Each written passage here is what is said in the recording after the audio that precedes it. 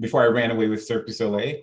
I was going to live there. So I studied Spanish and then I tried to study French. The one word that I got was Dakar. I agree, Dakar. That's one that was really important in terms of business negotiations, Dakar. Yeah. Yeah. Dakar. Or Dakar. Yeah. Yeah. I'm probably saying it wrong, but this is. You were in Guadalajara, Jay? Yeah. I planned to live there. It was Yeah. packed I up. studied there actually. Yeah. I did my exchange semester there like 8 years ago. So I barely ever meet anyone who knows that city. So. That's cool. Alrighty, so 11:05, you guys ready to get started? Well, firstly, thank you everyone for joining us today. If you have noticed, Nini is filling in for Caroline Melli. Caroline Melli, we were speaking this morning, she has no voice. She's come down with a horrible illness. However, Nini has so graciously decided to join in. She has been a little bit of a sponsor for us in this last few events, and we're happy to have her on to talk about her experience planning virtual events and in-person events. And that's why we're all here today. At the very core of what we do is human connection. Every event you've ever attended, whether it's a professional event, a social event, we're all trying to connect with each other. Whether the label might be retreats or offsites or conferences, I do believe all these words are very synonymous because the core is the same. The question is, what is the intention behind these events? And what is the purpose of bringing people together? And that's what we're going to dive into today as we talk more about event planning and the art and the science that is putting these things together. Curating the right guests, setting the scene for the purpose, the intention we decided is appropriate, building the experience that brings people together or inspires ideas. There's a lot of value in what we do, and I'm very excited to have our panelists here today. Joining us, Nini Fritz, of course, the founder of the Work Happiness Project. Darcy Boles, she's the top 50 future of work speaker on LinkedIn, thought leader, author, all that fun stuff. And of course, Mr. Jay Gullifer joining us again to talk a little bit more about his new project. He is a leadership strategist, DEI trainer, and an executive coach. So welcome, everybody. Thank you for joining. Thanks, Matt. Yeah. What I'll do here is I'll give you guys each a few minutes to introduce yourselves, talk about your work, your experience in this space, and then we'll dive into some questions, take some questions from the audience, and keep things rolling. Sound good? Excellent. Cool. So Nini, why don't you kick us off and tell us a little bit more about what you do and your background. All right. So thanks for the introduction. Hello, everyone all around the world. The new Caroline with a voice today. I'm Nini. I connect people for a living. That's what I do. So I founded an icebreaker digital detox game called iConnect, Stronger Than Wi-Fi, meant to get people off their phones and talk to each other in the offline world. And I'm also the founder of the Work Happiness Project. That's what I'm here today. And that is a team building platform for basically connecting remote teams. And the intention behind this to help people to work from anywhere and still feel connected to everyone in their team, because I believe that freedom should not have to come at the sacrifice of loneliness. So it's either freedom or human connections. I believe that we can bring our best selves to work when we live in an environment that actually helps us to thrive and to show up as our best selves. So I created a bunch of very holistic workshops that help remote employees to feel like supercharged from the inside out. So all my workshops are based on 3 core pillars, and there are live fuller, connect deeper, and be happier. Because I truly believe when we're happy from inside, we can actually, bring our best selves to work and be a better team member and be a better employee for our company. Amazing. Thank you again for joining such a last minute like that. I love putting people on the spot, and you're definitely on the spot here. So, Darcy, why don't you go ahead and go next? Hi, everybody. Super stoked you all are here. I'm Darcy. I live in San Diego. It's my home base. I am a previous head of remote for the last 5 years. So pre-pandemic, for a fully remote company called TaxJar, and then most recently at the payment platform company Stripe.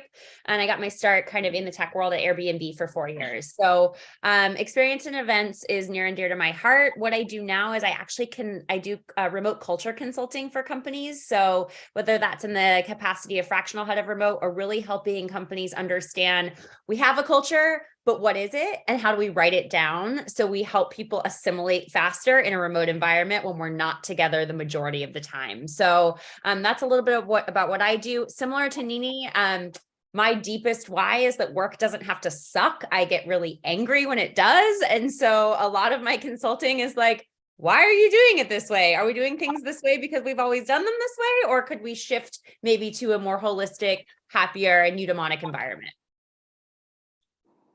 Amazing. So happy to have you on. Darcy is a wealth of knowledge. We've only had a few conversations, and I can tell you she's definitely the person to talk to about company culture and things like that, especially in remote world. Jay, we know Jay. We met him last time, but if you haven't met him before, we're very happy he's joining us again. Go ahead and tell us about your new project. I'm very curious to learn more about that. Hello, everyone. My name is Jay Guilford. I'm founder and managing partner of CoWorks Leadership Strategist. I got my start in events back long ago in a land far, far away when I ran away with Cirque du Soleil. So at Cirque, I spent 6 years designing and delivering Cirque du Soleil's corporate leadership training program for targeting really Fortune 500 companies. And so what was interesting about that, and I'll tell the story later, is that I failed the first few times that I did it. And I'm here to discuss, to talk about my failures and to discuss why you should definitely choreograph those events. And I agree with what Nini said and what Darcy said. I think that people go to work and they think that, oh, this is something I have to do for money. But at CoWorks Leadership Strategist now and at Cirque, part of my mission has always been to make work fun. I really enjoy what I do. Currently, what we do is that we plan virtual and in-person trainings, DEI, leadership, a lot of other stuff. We do behavioral assessments. And after the trainings, people are surprised to say that they're fun. So I agree with Nini, I agree with Darcy, work should be engaging and fun, and these events should not just be forced fun, they should actually be exciting. So to help you understand that, I'm gonna share some ways that I failed and some things that you definitely shouldn't do. And then I guess I know we're all gonna share some ways to succeed in the virtual and in-person event world. Wonderful. Thank you so much again, Jay, for joining us once again. Before we dive into our questions, I do have to acknowledge our sponsors. They've been helping us get all this together with our designs and our spreading the word. But while I go through this, I'm going to launch a poll. So you guys should see some questions pop up on your screen. And we're curious to know, right now, how often do you host or attend virtual events? How often do you host or attend in-person events? And generally, what is the purpose of these events you host or attend? What's the motivation for these right now? So go ahead and answer those questions. I'll go ahead and give a shout out to our good old friend, Citizen Remote. They are your home during life on the road, from their extensive resources on digital nomad visas to their new app aimed at helping you make the most of your remote lifestyle. Citizen Remote is here to help you build your borderless world. And of course, our good friends over at Group Greeting. They are an employee appreciation company. Nearly 95% of Fortune 500 companies use Group Greeting to send their e-cards, which are perfect for a remote work environment. All members of a team can sign cards regardless of the location and send to employees for thank yous, birthdays, special occasions, things of that may matter. If you use promo code Nomadic6, you'll get 50% off single cards for all new customers. So go ahead and take advantage of that. And we'll move on from there. Thanks again, guys. If you're watching Group Greeting, Citizen Group, Brian, Tim, you guys are great. Love you both. So what do we got here? Let's see our results. So it looks like once per month is the average virtual event, while twice per year is the average in-person event. Very interesting. It's about what I would say it sounds about right. Right, guys? That's kind of what I've seen before. And the number one reason people host these events is for bonding and team development, camaraderie, human connection. It's good to see that. It's good to see that we're in the right space and we have the right ideas here, right? So, you guys ready to dive into some questions? Cool. So, the first question that's on everyone's mind what is the importance of event planning, especially during recession economies like the one we're in right now? This is for everyone. Jay, do you want to start us off? Oh yeah, it's interesting because working with a lot of clients, what is top of mind is budget, and that's really important. What the research shows, and that's where I go when I'm talking to people, is that virtual and in-person events are important because even though we're in a recession economy, we're also within the Great Quit and the war for talent. And these events, when they're planned well, they can increase employee engagement. And for companies, especially, they can bolster your talent brand. So those are two reasons if you want to look at it from a business wise, like, okay, these can be gratuitous and fun. And maybe in a recession, I should cut them, but think about the long-term consequences of that when you're trying to post to your talent board to show what you're doing. And other companies have these great in-person events or virtual events and you don't, people are going to make that choice. And when they're working virtually, they can just click off of your website and apply to another job. And the other important part of for those events is that you release oxytocin. And that's the part where you bond with other people. And especially for live events, you should do both virtual and in-person. And especially for live events, you produce 20% more oxytocin. And that's that bonding element that you don't necessarily get virtually. So I don't want to say virtual or in-person events or one is better than the other. You should definitely do both. But the reason why you want to have both in your arsenal, there's a business why in terms of talent brand and, surviving the Great Quit and this war for talent. And also it helps people bond. And there's real science behind that in terms of our endorphins and hormones and what we release. So those are some reasons for me. Absolutely.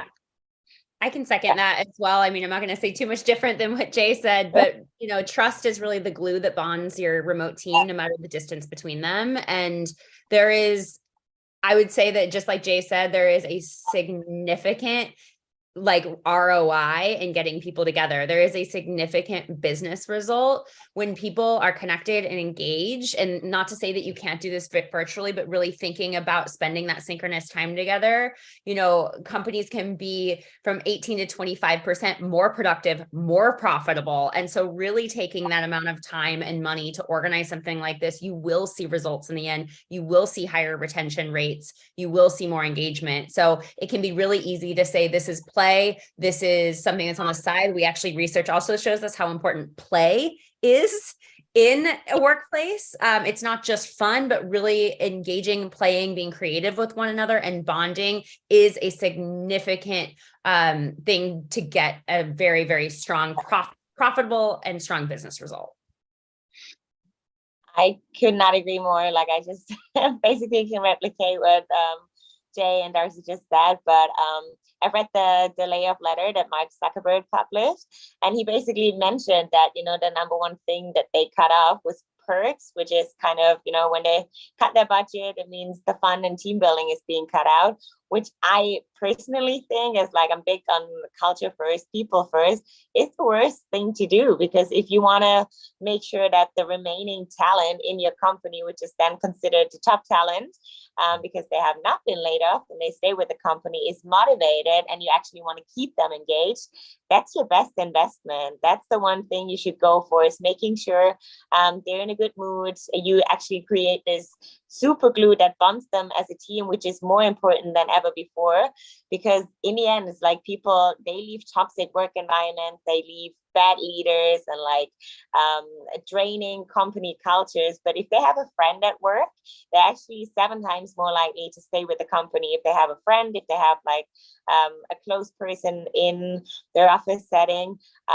So this is the number one thing you should invest in, because it's like an investment in your people, in your team. It's like a direct investment in the bottom line of your company. So yeah.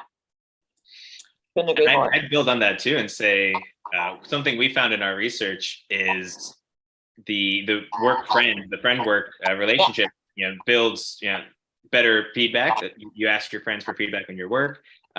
You get more opportunity in your jobs. There's a lot of correlation between job satisfaction and work friends. So I think that's a very interesting thing we've seen since the pandemic. Is this almost lack of friendship being developed amongst remote teams? So moving into our next question, this is for you, Darcy. How often would you recommend companies host either virtual or in-person events to kind of help facilitate all that we're speaking about here?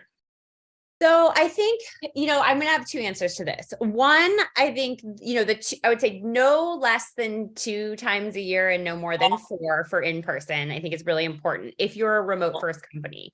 The more that people say come to the office once a month or do all of these things, the more you start to become a hybrid company, which is fine. But I think the other part of this is defining how many events you're going to have. This sort of, we're going to have a happy hour next week, or we're going to go in person in the fall, and we're just going to throw all these things out there, can actually really make your employees feel confused, ungrounded, and they can't plan their lives around it.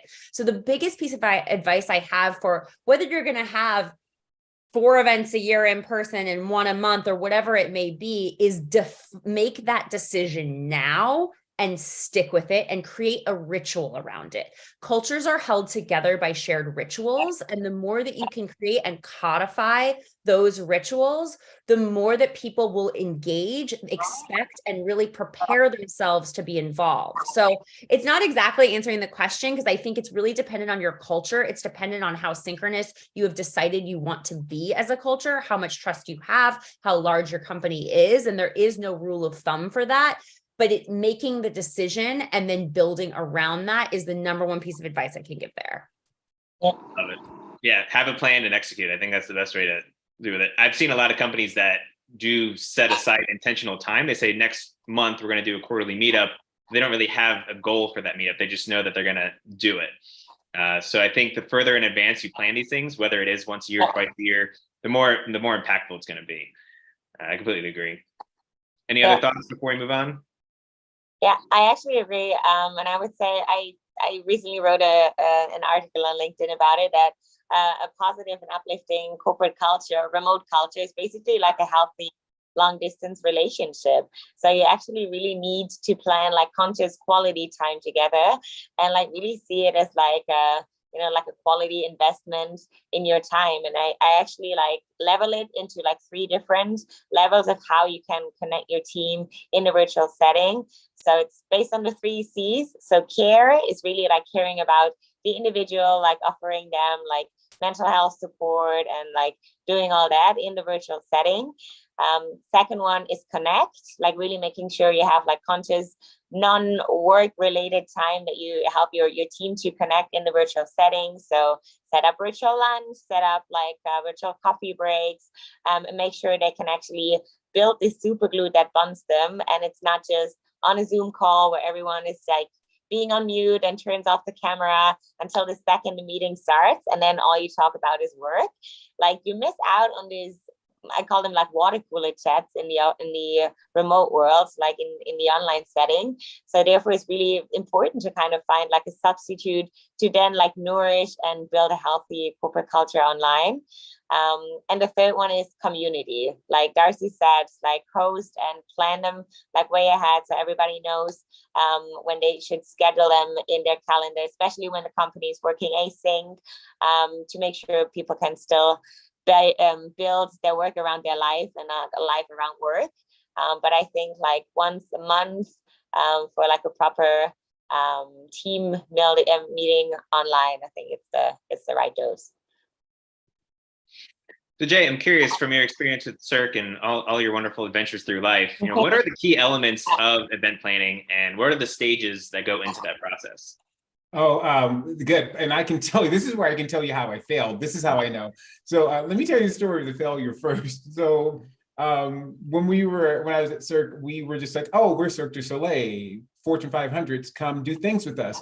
And they said yes. And we got a Fortune 100 company, and they came and we said, oh, we'll just throw them into, I said this, not we, it was me. I said, we'll just throw them into the theater, do a tech display, it's going to be fine. It was not fine. Because, if you've been to Vegas, you know that to walk from the parking lot to a theater can take you 15 or 20 minutes. And then it just was not fine for a number of reasons. They were disengaged. We didn't have any choreography or planning around it.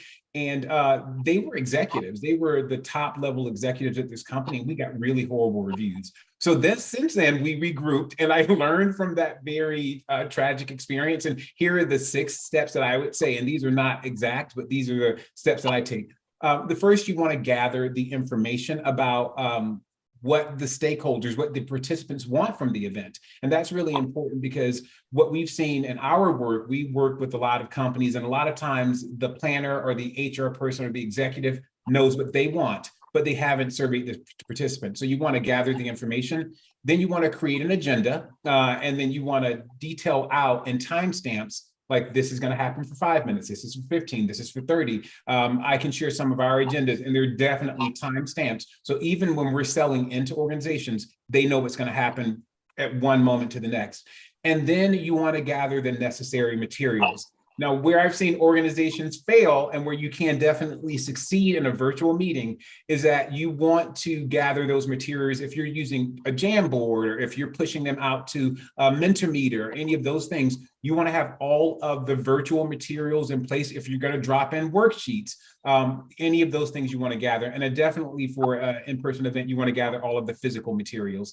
The biggest part for me is the choreography and live and in-person events. But let's talk about virtual, because most of us kind of have it kind of down in in-person events, but virtually you want to practice facilitating the event. You want to have a practice session. You want to say, who's going to speak when am I going to hand it off to the panelists? When am I going to send people out to the Jamboard? When am I going to bring them back? Am I going to use the breakout rooms? And am I going to broadcast into those rooms? All of those little things can make or break the event. And what we've seen is that when it goes well, no one notices it. But when it doesn't go well and it's clunky getting them back from the breakouts, or you don't know where the worksheets are, it can be a disaster. So you want to gather the information, create an agenda, gather the materials, choreograph, then you want to execute, do all the things you practice. Then afterwards, two most important steps: survey the participants to see how they felt about the events. That can be painful sometimes. We didn't necessarily need to survey the Fortune 100 company at CERT because they walked out. So we were sure that they did not enjoy it. It was 100%. They did not enjoy it, and we knew exactly why. So you want to take those survey results and that learning for the same event if you're going to syndicate it, and for future events. I have that written down somewhere. So if you reach out to me, I can send that to you. I have just a short list of 6 things. Just gather the information, create an agenda, gather the materials, choreograph, execute, survey, learn from the survey, and then revise. I can color that in a little bit too, and that's all incredible advice. I think one of the things you're talking about too is when I think about in both in-person and virtual, it's architecture and shared reality. And even when if you're going into, and a lot of what Jay is talking about is architecting the environment virtually. Like you actually have to build a space and a container where people understand where to go and where to flow. And every nuance, even saying to people, it's okay to turn your camera off and answer the door or go to the bathroom, you have to say those things. And it sounds wild because we're working with adults, but some people, all of your remote people, whether they're in person or virtual, actually have no shared reality. They're living in different experiences from different cultures. You have to tell them how to behave and what's accepted and what's not. And when you're thinking about an in-person event as well, similar to what Jay was saying for virtual, look at the architecture of the building. Are there places where people are naturally going to gather with one another? Make sure not to go into a bungalow hotel where people can go and hide. Organize long brunch lines where people are forced to talk to one another. So really thinking about these tiny little nuances that you might not have thought about before, and thinking about both in-person and virtual, how you think about those nuances for every moment of connection. Darcy, I think we have a new phrase: choreography and architecture. Love that. The title of our book we're writing together immediately after this. And Jay, you said it perfectly. It's when things go smoothly, nobody really notices. They think that this is how everything's supposed to be. And so when things go out of hand, everybody has a comment about it. So it's always the choreography and the rehearsal is spot on. I can speak from that experience as well, but I won't talk about my failures necessarily. So let's move on to our next little question here. So Darcy, what are the advantages and disadvantages of virtual events, would you say? Well, I'll also share a massive failure. So I've planned 5 fully remote team on-sites in person and 4 fully remote team virtual off-sites. And the first time I did my virtual offsite, and this is not just like a monthly thing, like a 3-day kind of, we're going to have a offsite. was at the start of the pandemic. And what I did was I lifted and shifted the in-person experience virtually. Y'all, it doesn't work. We know it doesn't work. And I found out it didn't work very easily. Zoom fatigue, just people feeling exhausted. They want to spend time with their family. They're not having to travel. So never lift and shift, first rule. But I really think one of the advantages of doing a virtual event is the fact that you don't have that travel time. It is less expensive. You can really think about these moments in person. And I'm sorry, these moments where people are at home, you can bring their family into it. We've done everything from a kids talent show on the middle of the day, like, great, have your kids come in. Each kid has 10 minutes. We'll do a talent show. And you can really bring in people's friends and family, or cooking classes where one employee actually teaches everybody how to make something in their own kitchen. And so really thinking about bringing people's homes into the environment with who's ever comfortable. Of course, sometimes that's not a comfortable thing for people. So really learning, who wants to be involved and who doesn't. So I think there's just a lot more element of bringing that human to work, which is really, really cool in virtual events. One of the disadvantages I would definitely say is that fact of you don't get to kind of touch and feel and have those moments of just kind of spontaneity in those hallway moments. And that I really, truly don't think can be replaced with a virtual event. That's why I do think getting together in person is really important, but you can cover, I would say, a lot of 75% of those synchronous bonding moments in a virtual event. It's just all about how you architect and choreograph it. And I would add to that, that's so great, Darcy. And I would add to that, this is something you miss. Can anyone see what's in my hand? No, you can't because we are virtual. And that is the point. So I think technology is part of the answer. What Darcy explains, and I think is great, is like, you can do many more things. Like, you don't have to bring everyone into the kitchen to have one employee teach them how to cook, or you can bring the whole company virtually. What you miss and what the studies show is that you miss other learners, the kinesthetic tactile learners. You miss the person grabbing something and using a pen and a marker to display something. You miss the whiteboard, so there's a lot of things that you miss. So I would say one doesn't replace the other. You kind of have to do both. Studies have shown that what's challenging about the virtual events is that we're in this square box, and that's our shared environment. So our divergent thinking is limited to the box, whereas when we're in person, we're looking at different things and we're getting ideas from what's in the shared architecture of the building. So those are the two words. So it's interesting where I rail, and I'm very passionate about this, where companies think that virtual reality is the answer and they never have to gather again. You're missing a lot of learners who learn kinesthetically. You're missing the exchange of ideas. What we've seen is that people don't want to work virtually, so they're not going to type out 3 paragraphs, or they're not going to necessarily type in the chat, or they're not going to necessarily unmute their mics, but in person. So you kind of have to balance both. I agree with Darcy. Two are better than one. Both are better than nothing. Yeah. I think we just lost Nini. I don't know. So Nini's in Bali, and who knows what's going on at almost midnight there. Hopefully she joins us back here in a second. But moving straight ahead, so I'm curious, Jay, kind of continuing that thought, what would you say are some things that organizations generally overlook when they're planning their events? What do they overlook? I would say one, the types of learners, but I think most important, I've seen organizations say, well, the team members weren't engaged. But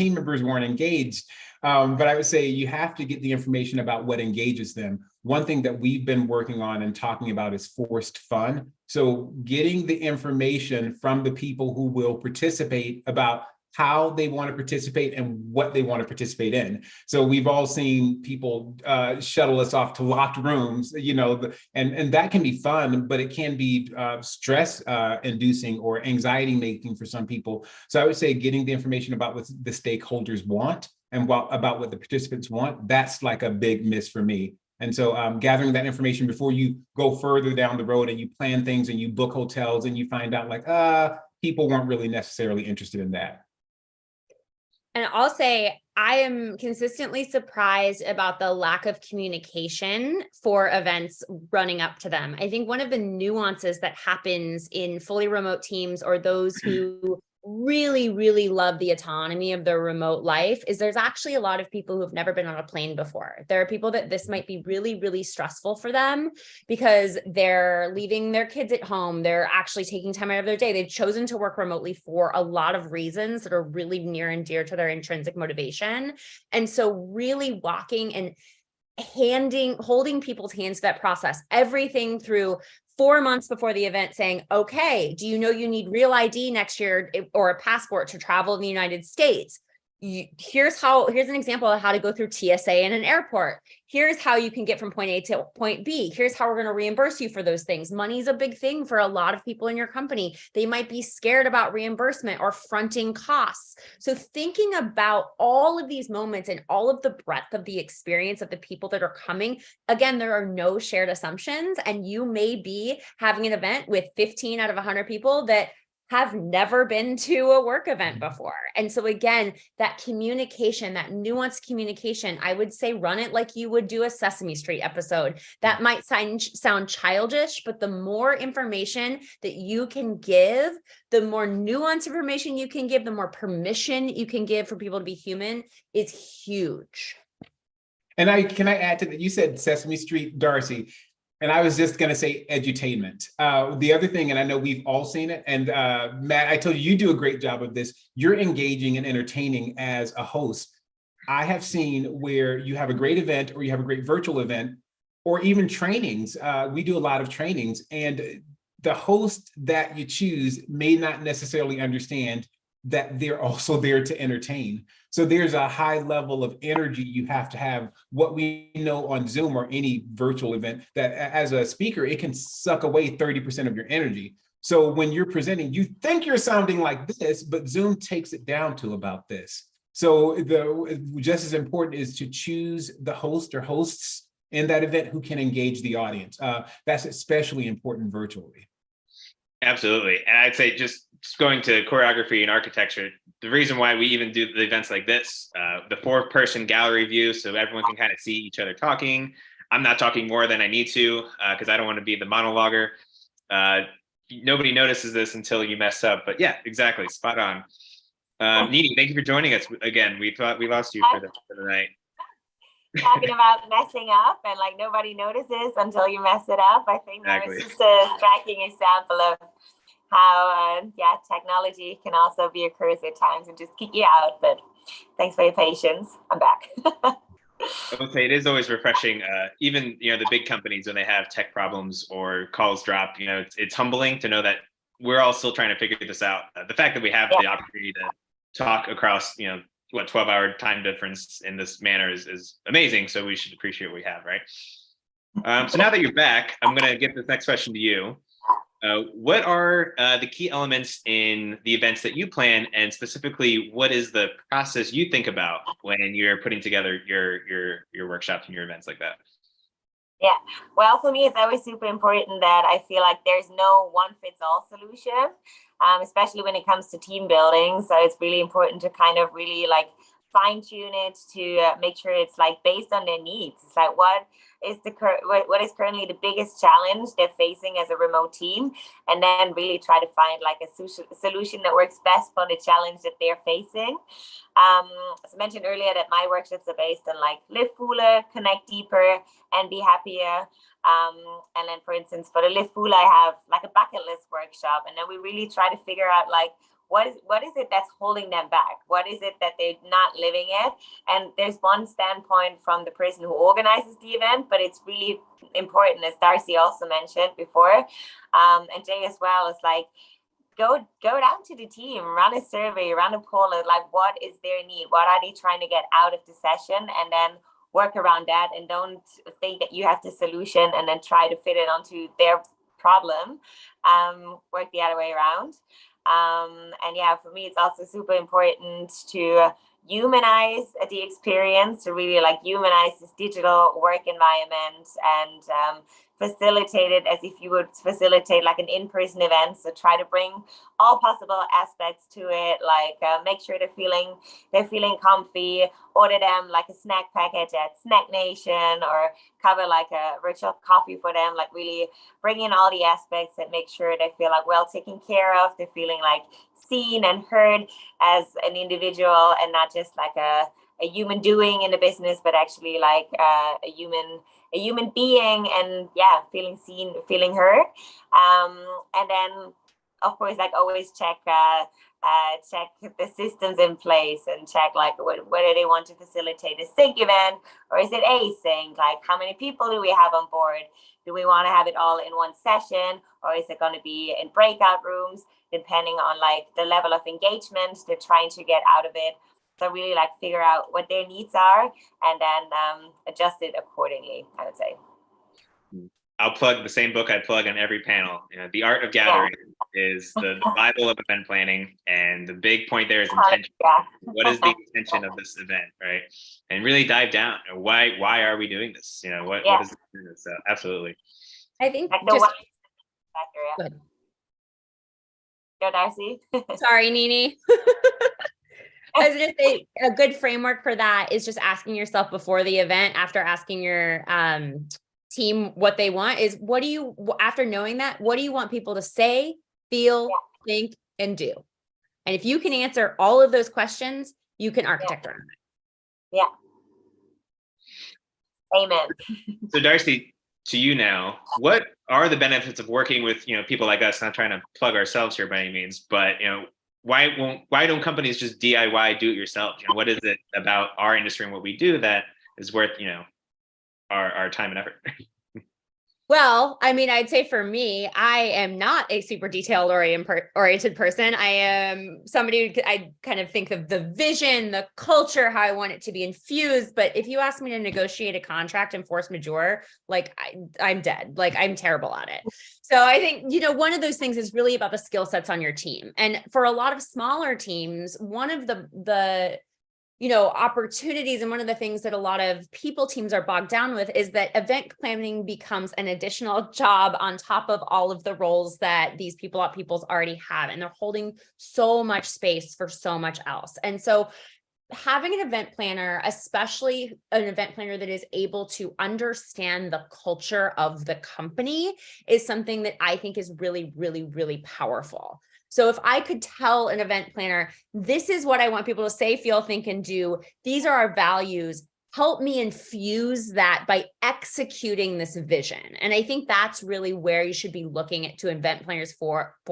Event planners are not going to immediately know your culture. It's your responsibility to translate that culture and then really sort of oversee along the way that kind of implicit stuff is being felt explicitly. So I really love using event planners for the research process, for the execution process, for the contract negotiation process, for the more tactical things that really are busy work for somebody who is managing an event planning hat on top of everything else that they're doing. But I really do think that event planning hat, you should still be utilizing yourself and your knowledge and your team to understand what emotions people feel. So then you can translate that to the event planner to execute an environment where those emotions are felt and that culture is felt.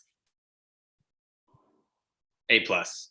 And I would add to that, you get the pattern recognition. So what we do at CoWorks is mostly team building and training. So for us, you can get something plug and play, and it's all original. And at the same time, for anyone on the panel who's done events, like we've worked with Microsoft, MasterCard, Google, Adobe, we've been a small part of change in those very large organizations. I don't want to say I delivered some big grand thing for Google, but we've worked with a lot of organizations. Everyone on the panel has.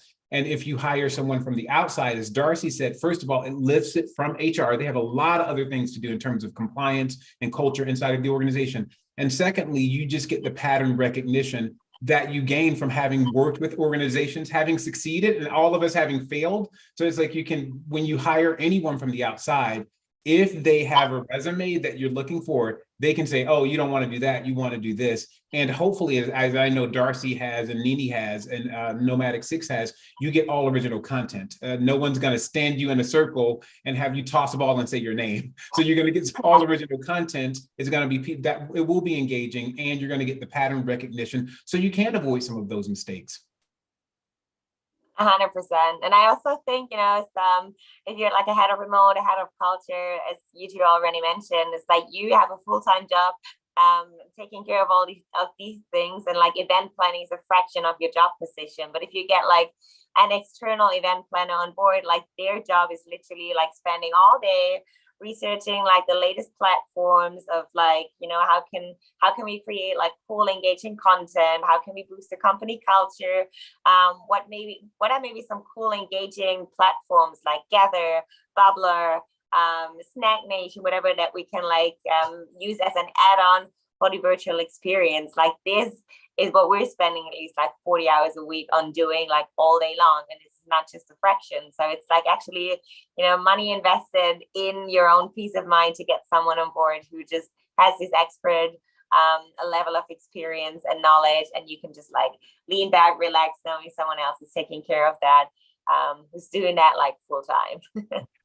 And Nini, what that brought up for me is like, I have this philosophy that I have a dream of a world where everybody at work is working in their zone of genius, in their strength, in that space of like energy and fulfillment. And if you're not an event planner, you're not going to be able to plan the most incredible event for your team and get the ROI that y'all are spending a lot of money on. And so again, that little bit of investment is hire somebody who that is their zone of genius, stay in your zone of genius, and be able to collaborate with that person in a way that's fulfilling for everybody.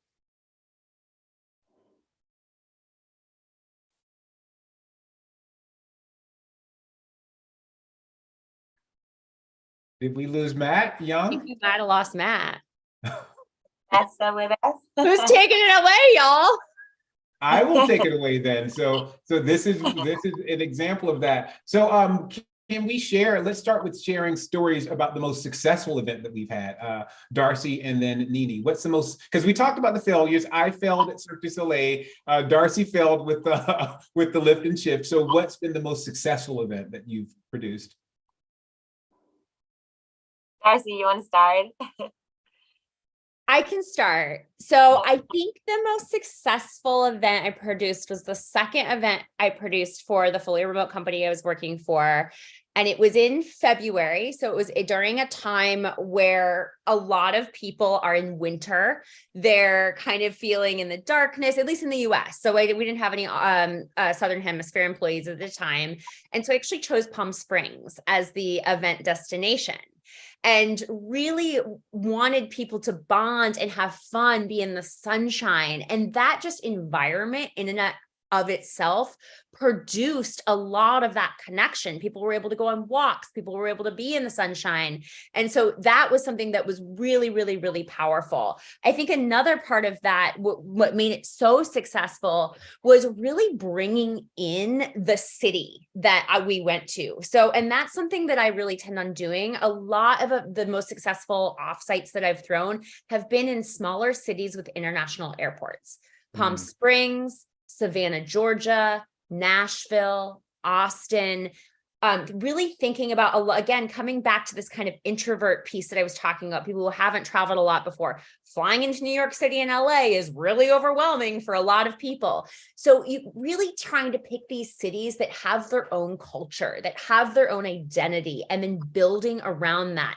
We did a game night in a 70s hotel, and everything was super Palm Springs 70s, bright colors, bringing people in, bringing the culture in to the event is really where I see the most success. And again, you're paying for people to go to an event, help them experience a new place. And that can be another thing that people get really excited about. They're like, wow, I really got out of my comfort zone. I went on a hike. I'm not a hiker.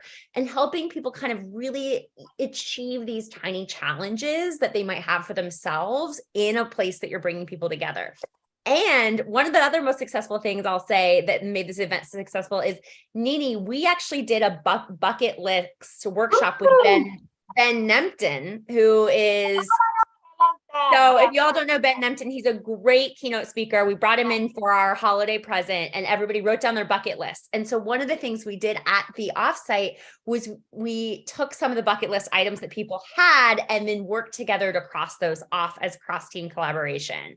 And that was just absolutely incredible. So again, bringing things in from virtual events that you've had into these in-person events, and really starting to see that red thread. Can we take what we learned in the last virtual event? Can it show up in the in-person event and vice versa? So the more you do it, the more you'll see those patterns, the more you'll see the energy come from it. And I'll shut up now, but that's really kind of the few elements that I think made that event so successful. I want to go to that. I want to go to that. Nini, your most successful event or even moment? Yeah, well, actually, I'm just taking over where Darcy left off. I had like a beautiful virtual event. I threw a Christmas party for a team of from like Facebook, Meta, whatever you want to call them, last year, and it was actually the bucket list workshop, which is probably like my most popular workshop for reasons that Darcy just mentioned. And to quickly give you a background of the workshop, it's basically like a 12-step holistic blueprint. So in the first part, we talk about why everybody, why people didn't know they needed a bucket list until they had one, and why it's so important to kind of live a life true to ourselves and basically combine our professional goals to our personal goals, to use it as incentives. So the company knows like what ignites the fire for my team on a personal level. So then they can say like, well, if you reach your KPI this month, we're going to cover your helicopter flight over the Grand Canyon. And then really, of course, like helping them to figure out what is it that makes me happy, that gets me, that makes my eyes shine, that triggers my inner smile. And then, of course, helping the team to connect with each other, like team up accountability buddies, help them to like get to know each other as a team. And yeah, just really like figure out what maybe shared interests they have with a colleague they've never talked to. And we have this 12-step blueprint.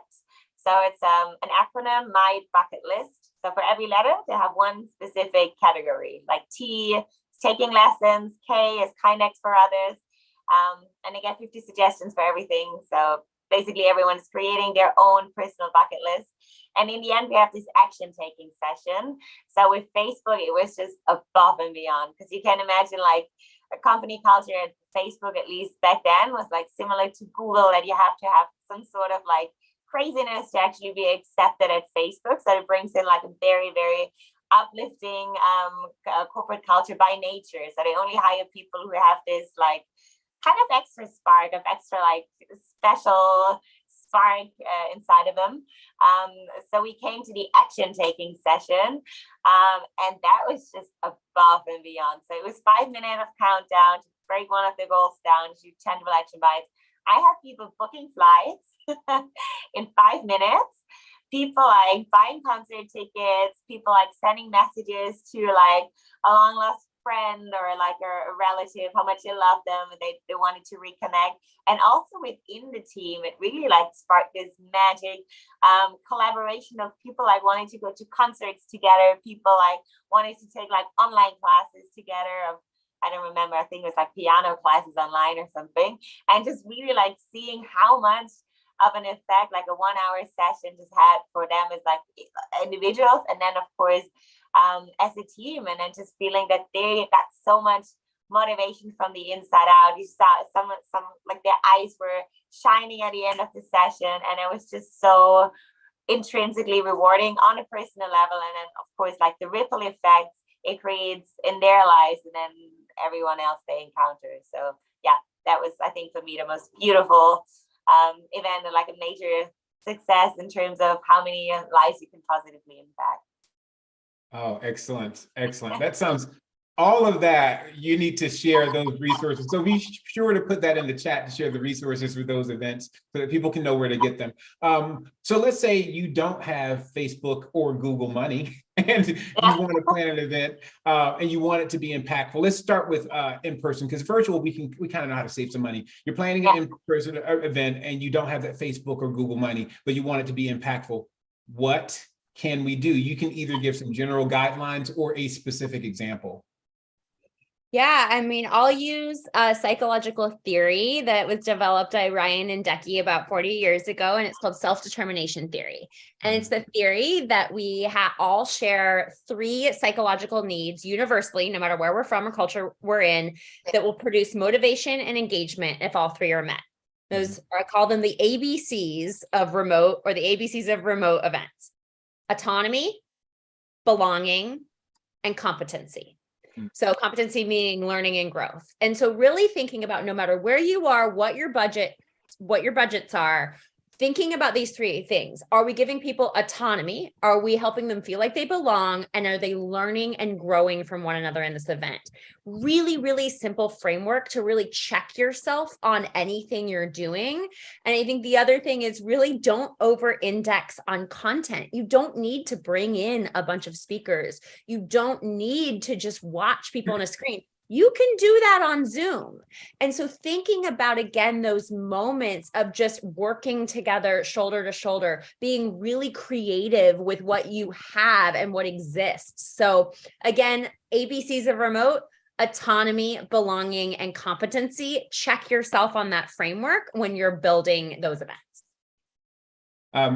Thank you. That's a great framework. Autonomy, belonging, and competency. ABC. Got it. So if I can repeat it, then you've taught it. Nini, what about you? Low budget. What should people not? Well, I shouldn't say low budget. Not necessarily Facebook or Google budget. What should people do? What can they do for in-person events? I have a similar approach, and there's like care, connect, and community that I mentioned earlier. But I think also when it comes to in-person event, it's just, again, coming back to having like a powerful why. You know, if you have like a clear intention of bringing your team together, it doesn't have to cost a fortune. Like, it really is more about, coming up with creative ideas that really address a specific need for them, for your team, and try to solve it.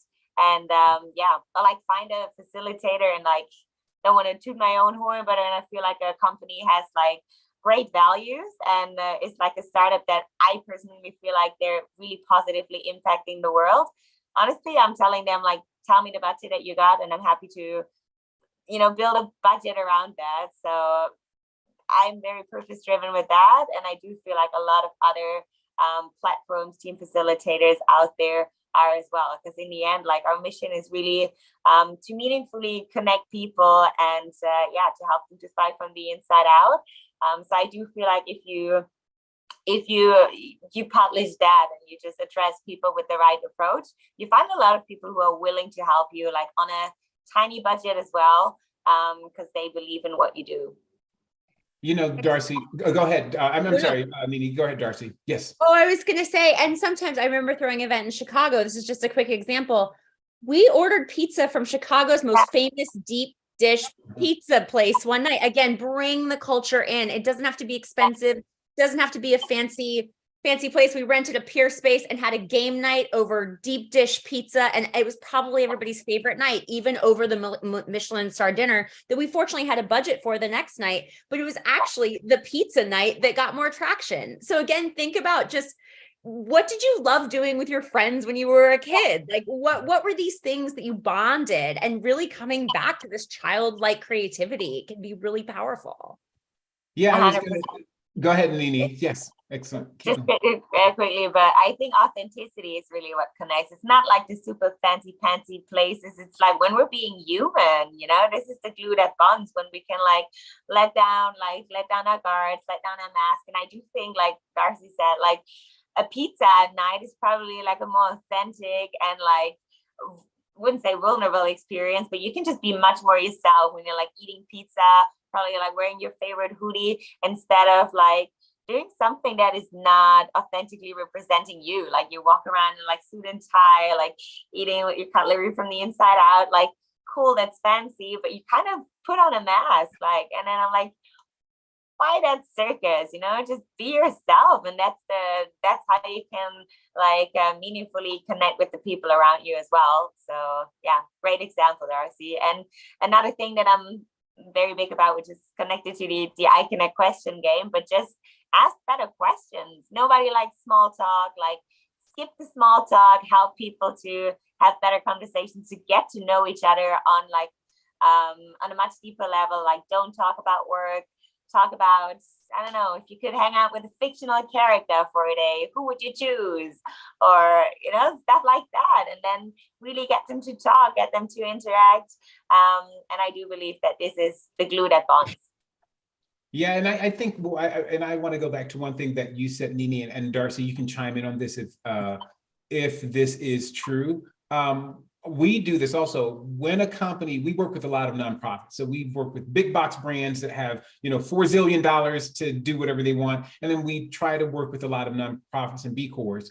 So for anyone listening, if you can be transparent about your budget, then Darcy, Nini, I, or any organization, Nomadic 6, can pull something off the shelf that fits your budget. We just had a conversation with an organization 2 days ago, and they were like, oh, we don't want to, we know. And I was like, just tell us the budget, because we can work with, if we don't know, then I'm going to suggest something ridiculous, and then we're both going to feel embarrassed.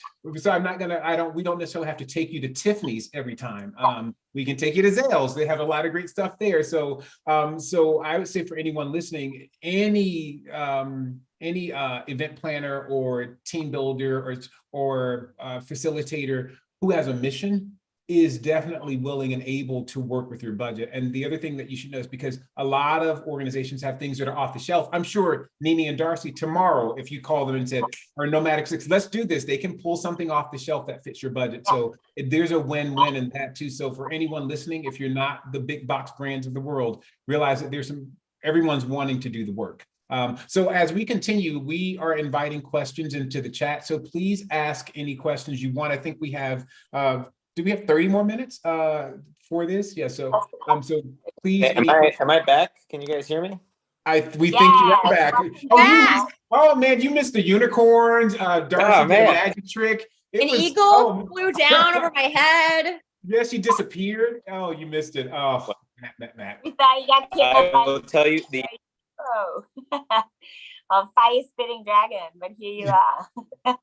Can you guys see me, or am I just a voice right now? No, we can see and hear you. Oh my God. I live in Naples, Florida, which is, a relatively nice area, and the power just went out on the entire grid, this whole neighborhood. So Wi-Fi's out, no power, had to bootstrap it was ridiculous. So welcome to Florida, everybody. We're still recovering from Hurricane Ian. That was 2 months ago. So the grid has been under construction. So you have to forgive my absence. I hope I didn't miss anything too much, too special. Any insights, that you guys had?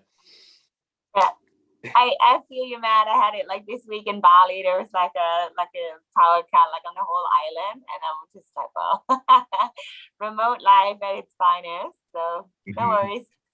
Yeah, it's funny. We were just talking about the advantages of the technology we have at our disposal, and then the cuts out. So go figure. Generally we. Sorry, go ahead. We'll throw it back to you. Thanks, guys. I appreciate you filling in for me. We do have another 30 minutes on the schedule. Generally, this is where we do a Q&A from the audience. We did get a few questions ahead of time. If you guys want to, we can dive there. And if you are still with us watching, thank you for your patience, and feel free to drop any questions for the panelists while we're here. So first and foremost, what balance of fun and work should be built into an event?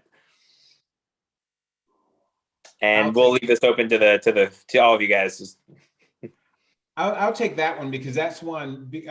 Our events at CoWorks Leadership Strategists are more training driven. So it's been interesting that people feel like trainings, even when they're in terms of compliance, such as DEI, they feel like it shouldn't be fun.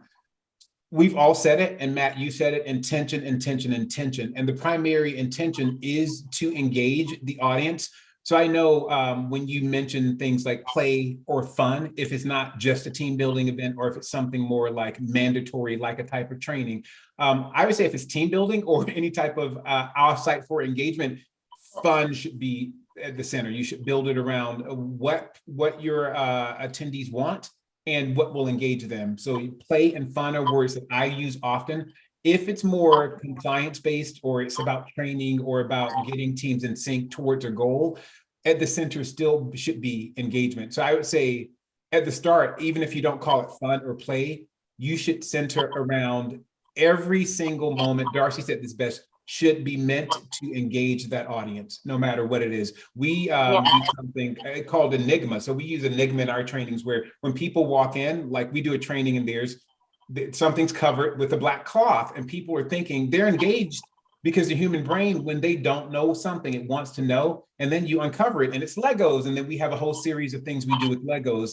So whatever it is, I would say, even if you don't call it fun, I would say all of it should center around the intention to engage and delight, or engage and delight. Yeah, engage and delight the audience.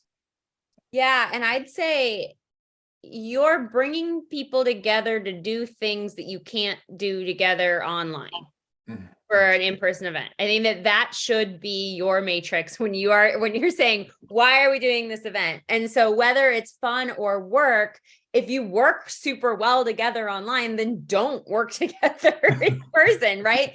Obviously, there's a need for customer success teams to take care of your customers. There is a business need. And so I think really recognizing what your business needs are while people are in person together, making sure your teams are delivering together on those needs, and then balancing off of that. And that's really how you should be looking at it. And then I also think, a balance, there is no rule of thumb. I think Chase has a 50-30-20 rule, Chase Warrington over at Doist, which is really helpful. But again, that synchronous time is engagement and bonding. And I know it can be tough, especially for individuals who have been in the corporate world for a long time. It's just a pattern I see often, that want to do content work. That is a very, very common reaction to getting together. And so there is this sort of paradigm shift that we're going into. And so I would encourage those who are event planners on this call to really show the research and importance of people getting together and simply just engaging together versus just working together, if that makes sense. So that's a really, really important one. And then also, how are you energizing your team for the work ahead for the next 6 months or the next year? So whether it's a state of the union from your CEO of here's what we're all getting excited about, and that's just an hour of a 3-day event together, that can be a really, really exciting thing to do to just re-energize your team. Yeah. I also want to quickly pick up on what Jay said about fun. I'm currently reading the book, The Power of Fun, which is very related to the importance of taking conscious downtime, conscious fun time and play time, especially in the work environment. And basically, the author states true fun as an overlap of playfulness, connection, and flow. So only when you have all three components overlapping in one, then you actually experience true fun, which can then be seen as an investment in your creativity and your productivity. Because if we're only in this doing state, it's like this balloon in our brain. It's just blowing up and getting bigger and bigger, and we don't have any space left in our mind to actually be creative. But when we have this conscious fun time with our team and do something that is non-outcome related, which is of course there's an ulterior motive in a team building to then get your team closer together, but it's not as outcome related. It's reaching a certain KPI or whatever. So it helps you to deflate that balloon in your brain, so to speak, to then allow them to actually invest more in their creativity, in feeling the energy from the inside out again, to supercharge them and create a ripple effect into every area of their lives. And when it comes to IRL events, I would also say make sure that it's quality over quantity. I think we tend to try to squeeze out every minute of this sync time to put as much information and as much content into that, but give them time to integrate it. In an online setting, of course, it's a certain time we're being online, but even then, make sure you give them breaks. And especially in the offline setting, give them time to just integrate what they've just learned, to just flow and connect and engage in a natural way, and not this enforced way of activity after activity after activity. So then they're just gonna be burned out. They want to hide in their room, and then it's counterintuitive, I would say. And I know we have another question, but I just want to add to that. Darcy brought up something that I really I remember an organization saying, oh, our monthly all hands meeting is not going well. And I was like, well, what can you not do? Like, and they did have like the C-level executives addressing the audience. I'm like, well, if I can read it, then you don't need to say it. If we're in person and I could have read that, or even in trainings, if people are throwing around stats and facts, but I have a computer in my pocket. There's nothing you can really tell me that I can't know myself. There are things you can help me experience in person. So I would say it's again, I wasn't a full-time paid employee. I was a consultant. So I could say, C-level executives, you don't need to talk for the next 3 meetings. And they couldn't fire me because I already had my check. But you're in your organization, you can ask the larger question, what do we not have to do? What would be more engaging instead? Like, what is the intent of the executives sharing the overview of the year? Maybe you use that time to create a Q&A and they send in questions and the executives sit on a panel and they ask the questions that people submitted. So thinking about the real intent behind stuff and what you can cut out. I want to double tap on the word joy too. The idea of just having the word joy, it goes beyond the work environment too. This is just general mental health and satisfaction in life. I think there's a really great correlation between people's mental health status and how much joy they're having in their life. So if corporate wellness, if the overall goal of companies and organizations of building that retention and building that job satisfaction, if people can say they enjoy their work or enjoy their time with their colleagues, that's great. That's the winning statement of the year, right? So I recommend everyone play more. That's always something we try to build into our events anyway, is how much play can we have? Water balloon fights, water gun fights, things like that, all the fun stuff. Play is profitable. Exactly. Title of your next book. Well, you have 2 books. I'll send you an invoice later. 2 books. I love it. We did get a question from the audience. Speaking of games and play, what are some games that you guys would recommend for virtual settings? They've tried Jackbox, which I do love Jackbox. It's quite fun. I would put in there Amongst Us. If you guys ever played Among Us, it's kind of like a mafia or a werewolf. If you ever played that card game where there's like a murderer amongst the crowd and you have to figure out who the murderer is, that's a fun one. Any ideas from you guys? I have one. I know Nini has a ton. I'll just she facilitates them. I'll do a quick one. This takes a little bit more legwork on y'all's end, but have people. So I'll just set the stage. Have people turn their camera off and go into their house and ask them to pick an item that is incredibly important to them, and then they come back and you can put them into a room with like 5 people in each room. And then have them share their item, why it's important, and then tell them that they're all on a desert island together and they have to get off using the items that they have. So not only does that help people sort of share with one another a little bit about their own life, you also help them kind of bond in solving a problem together in how they have to get off of this island together using maybe a crystal and a dog and their kid and a piece of steak in their fridge, whatever it might be. So again, you can start to see people's personalities, but also have this pretty interesting challenge, which behavioral science tells us when people don't know each other very well and they have to solve a challenge together, people bond, they feel in community and they feel like they belong. So again, are the research supports why those kind of games are really important. Challenge. I use this intentional conflict sometimes in our events where we'll kind of fabricate like a food issue or not necessarily anything dangerous by any means. But that way there's a problem to be solved as a group. And I think you nailed it. Something I wrote about recently was this idea of community as method, and the community of everyone sharing the intention, sharing the space, sharing the objective of overcoming this or the goal of overcoming this objective is what really brings people together. I'm going to let Nini have this one. I know that this is Nini's place, so go for it. Go for it. I'm just going to sit back and take notes. Go for it, Nini. I was like, I'm just figuring out, like, where do I even start? There's like so many games popping up in my head. But yeah, like, I think there are different approaches, as you've already mentioned. Like, One is like really help them to overcome a challenge together and celebrate like an achievement in a playful way. So I use a bunch of like, amazing race around the world where they like go to different countries and have to solve like different challenges, different mini games in those countries to then make it to the next country and then play against the other teams.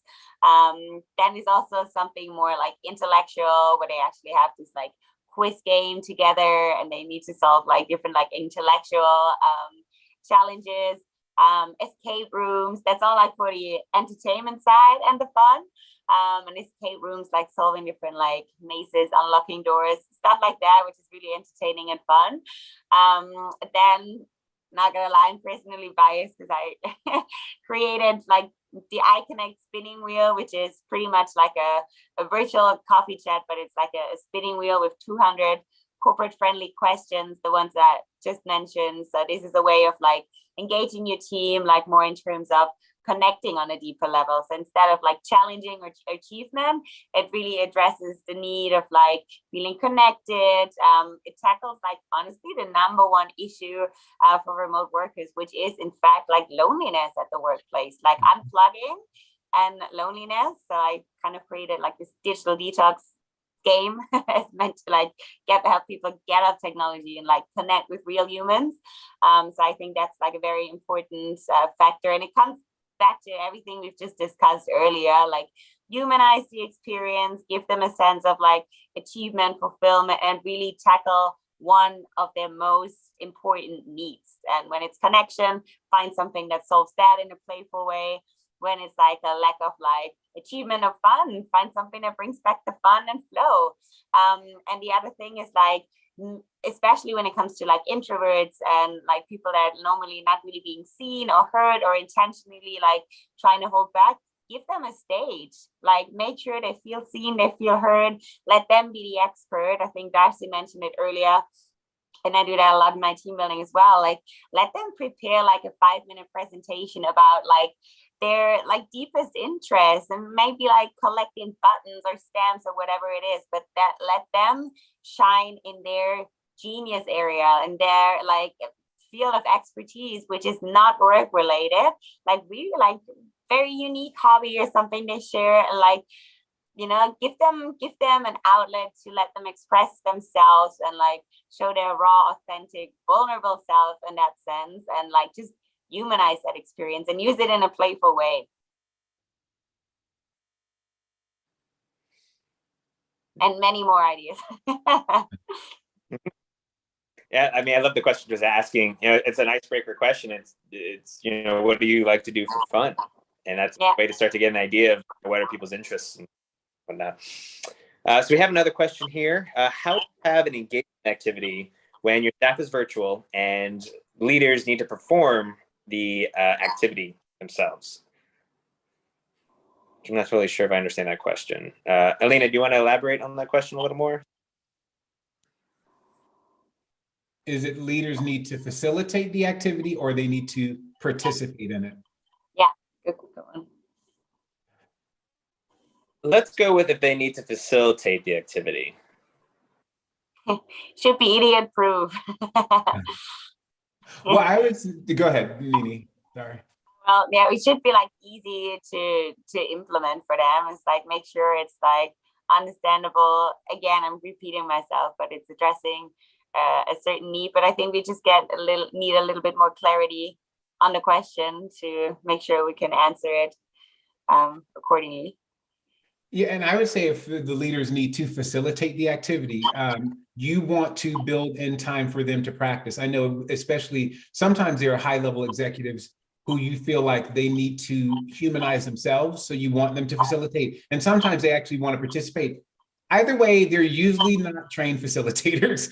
So anyone can learn to facilitate well. So if you're the person choreographing the activity, the whole entire session, what I would say is, 3 months or 6 months before, say, executive A, on Monday, December blah, we're going to have a practice session. And on Thursday, January blah, we're going to have a practice. Build that in and then facilitate the practice. And then after the first practice, they're going to realize that they need to work out the choreography. So if they're facilitating, that's what I've done to help it go easier.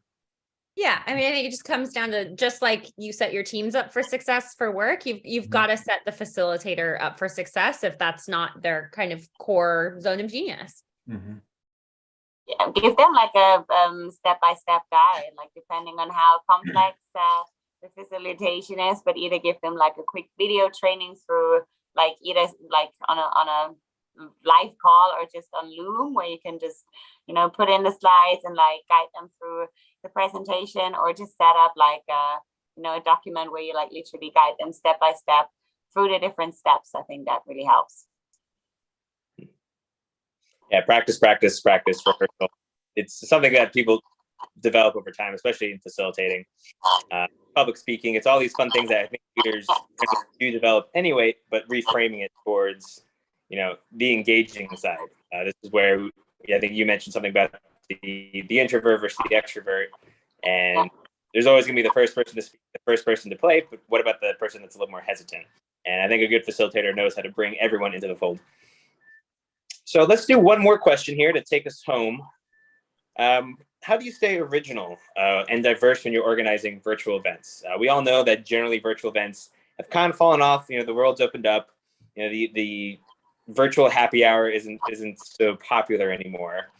But if we're remote, we still need to have something. So how do you suggest coming up with new ideas and staying original? Yeah. And this is an open question. I mean, the biggest thing for me is know your culture. Know your culture. Do you have any artifacts? Is there like a mascot for your culture? Are there certain phrase words? Are there certain kind of things that have sort of carried on, like the stories? You know, if you're in a larger company, I'm sure you've heard the founder's story a million times, but sometimes new employees haven't heard that. Can you build the event around that founder story? Can you build the event around this cultural artifact, a legend, something that is repeated in your company? And that not only keeps your event original, it also ties people back to who you are and engages them in who you are. So I think that that's a really important thing. I'll give a quick example here. Our company was really big on celebrations, and the fact that we'd been around for 7 years. And so we threw a birthday party every year. So we designed an event. We did cake wars virtually. So everybody made a cake at home asynchronously. Didn't matter what time they made it, came together on a call if they could be on the call. We judged the cakes, or we did it asynchronously after. So thinking about, okay, that was an event that really brought in the culture of the company. It celebrated the birthday, the ritual, kind of that story and legend of that being an important thing. It gave people the autonomy to go bake and be creative on their own, and then come together to feel like they belong. So thinking again about, can you anchor each event, each original event in your culture, in something that's important to your company, to keep that red thread, versus let's throw a happy hour on top of this. How about we build it from the inside out? So that would be my biggest takeaway there. Yeah, 100%. I would say, like, if you want to be original, like, stay true to your company culture. Be in alignment. Practice what you preach. Don't pick up trends from other companies, because maybe what suits them is not the best match for your culture. If everyone is going to Burning Man, but that's just not in alignment with your company culture, don't enforce. I mean, I'd be the first one to go, but don't enforce that on your team if that's not what your company culture stands for. Like, be authentic in that. Listen. Make sure it's not like, again, like a one-fits-all solution, but it's really like tailored to what your team needs at this specific moment. And also never stop exploring. I feel like we're kind of, you know, lean back when we have like our 5-6 best sellers that work every time, and that so far produce the biggest engagement, but never stop exploring. There's so many amazing new games and platforms, and everything is like constantly evolving and shifting, especially in the remote world. I feel like this is just, we're at the beginning of shaping the future of work. So many things are coming up and trending. So really, like, you know, inform yourself on LinkedIn, read articles, like figure out what's trending, what's new, and then figure out what's the best match for your team. Yeah, and I would add to that, the talent is probably on your teams. I remember at Cirque when we were developing the corporate leadership training program, there was a receptionist, and I was like, wow, you are extremely exuberant. Do you, and she's like, oh yeah, actually I was a dancer and I was a host on a cruise ship, and she became one of our top facilitators. We always brought her in when we had the highest stakes clients, and you wouldn't think like, oh, she's a receptionist, really great job, excellent, she did excellent work. But finding that talent on your team. So if you survey the team and say there may be people who have really great ideas or have done this type of thing before, so ask your team for the original ideas and they will come up with the ideas, and then find the person who is really exuberant about executing those ideas and hand over the baton or share the baton. Maybe they need some training and practice, but share that baton because it's probably internal to your organization. And if it's not, Darcy and Nini and Nomadic Six and I can help you out. So if it's not on your team, you can get that talent and import it for a day or a virtual session. Another thing that I can recommend on that is like integrate a Slack channel. Like make sure you set up a Slack channel that actually is like a specific Slack channel where people can just drop their ideas. You know, if they come up with the craziest ideas, like give them an outlet where they can like collect all of their ideas, as to make sure nothing ever gets lost, because otherwise we only check in, let's say, you know, once a quarter to figure out like, oh, what's currently trending, anyone interested in like hosting a workshop. But honestly, I've had it in my bucket list workshops that suddenly someone starts performing a song in Aboriginal language that was for like an Australian company and stuff like that. They were like, wow, I never knew that about you. So give them one centered channel where they can collect all of these ideas like throughout the year, not just like once in a meeting, kind of like come up with your idea now or just remain silent forever. Like give them a platform where they can constantly like post and push and share ideas. I like a virtual talent night. That's interesting. I haven't heard that one before, but that could be fun. Well, I think we're about ready to wrap up. Any closing thoughts? Anything you guys want to share before we call it a day here? And my power potentially comes back at some point today. Who knows? I mean, I think that the thread that I keep hearing from Jay and Nini, and I believe it as well, is your people have all the answers. And sometimes it's as simple as asking and soliciting, and doesn't mean you have to do everything, but you have really smart, amazing people on your team. And one of your jobs as event planners and kind of organizing these events is understanding what people want. And the more you understand that, the better experience everybody's going to have.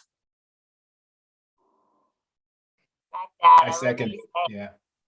Sorry. Second. I second it. That's all I got to say. Yeah. Well, them as like I'm sorry. not doings. I think that's the secret. Say that again. I think I cut you off. I said like treat them as human beings and not as human doings. Like see them, like, you know, recognize them as an individual. We got one more question here. When do you host virtual events? Generally after 5, and I think this goes for other events too. After 5 is really hard to get people to do virtual stuff. I'm really strong in integrating it in your actual work time because it is an investment in your productivity. So make sure it's like during your mandatory work time and it's not like, you know, like voluntary free time, because then people won't show up. And it is indeed like an investment in your team, in yourself, and also especially when you pay for like an external facilitator, that's your return on investment. It's like the impact it has on your team. So don't do it on Friday after 5 p.m. if you want to get like the most out of it. Like do it on a Wednesday morning at 10 a.m. and make sure they're like showing up with their fresh morning energy. They're being switched on, having their first morning coffee, and then they're ready to connect, have fun, and play. And not when they're already depleted all their energies and their batteries on their to-do list of the day. And I think one more thing that you can do if this fits with your company cadence is if you have an all hands weekly, replace one of your all hands monthly. Out of those, 1 out of the 4 is your virtual event. So again, it's on the calendar. People are planning around it. It's considered an integral part of your company culture and not an other than. And then do that all hands async, or have your teams just do an async update that week. And so again, really, I think that's probably the biggest problem people run into, that it feels like an other than. So really try to integrate it in something you already have, and that will create a lot more adoption in the event. And I would add to that, the last thing, and we've done this a lot, is it's not just when you host the event, it's how you introduce the event. So if you just plop it onto people's calendar or send a one sheet, then that's not as exciting as recording a video about why the event is important or what's going to happen at the event. So what we've done is do a question and answer with if you have an outside facilitator, if there's an inside facilitator, to giving them an overview of the event, images of where the event's going to be. It's easy to throw something together on Canva. So if you can do a 3 to 5 minute introductory video and send that out, the time is important, because after 5 people are back with their families and they're turned off. But if it's inside of the day to get some adoption, as Darcy said, you do also want to consider how you're introducing that event into the culture.